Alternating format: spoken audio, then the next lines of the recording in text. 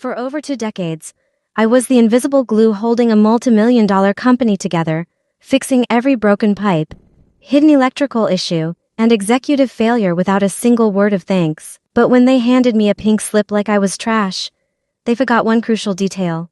I was the only person who actually owned the roof over their heads, and their time in my building had officially run out. My name is Bernice, and for 21 years, I opened the office doors before the sun came up, using the same brass key I kept oiled myself. I was officially the facilities manager, but in reality, I was everyone grandmothers, janitors, and emergency technicians rolled into one. I cleaned up exploded food in the break room, bypassed fried circuit breakers, and quietly solved disasters that would have brought the entire operation to its knees. When the company was just a tiny startup back in the early days, nobody had the credit score to secure a lease on a real downtown building. The original founder begged me to help, so I signed my own name to the entire commercial lease to keep us afloat. Decades passed, executive teams rotated, and everyone simply forgot that the legal tenancy was registered to me alone while I kept paying the building overhead through accounts I personally created. Everything shattered on a quiet Monday afternoon when a new human resources director named Chloe called me into a glass conference room alongside a slick corporate attorney. With fake sympathy in her eyes,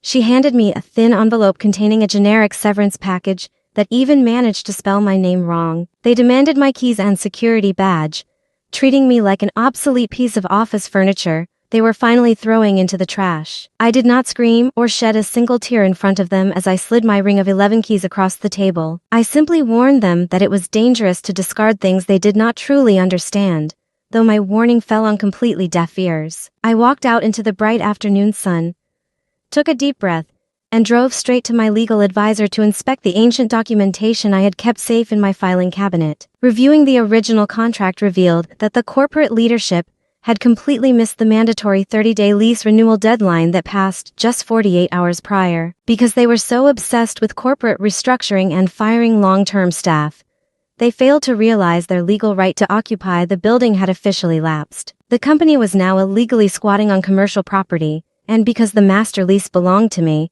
I had complete control over their fate. Every morning before the sun came up, I unlocked the doors of that building, never imagining that one day those very walls would become my greatest leverage. For 21 years, I quietly fixed every disaster behind the scenes, but when they handed me a pink slip and pushed me out like trash, they failed to realize that the legal right to the entire property belonged to me alone. The very next morning, absolute chaos erupted across the company without my intervention. The secondary cooling unit failed, overheating the server room and crashing the network, while no one had access to the locked master electrical panel. The front entrance jammed half open and coffee machines flooded the break room, but they still believed it was just a string of unfortunate technical glitches. At 10 o'clock sharp, I walked back into the lobby accompanied by my attorney, a deputy sheriff, and a commercial locksmith.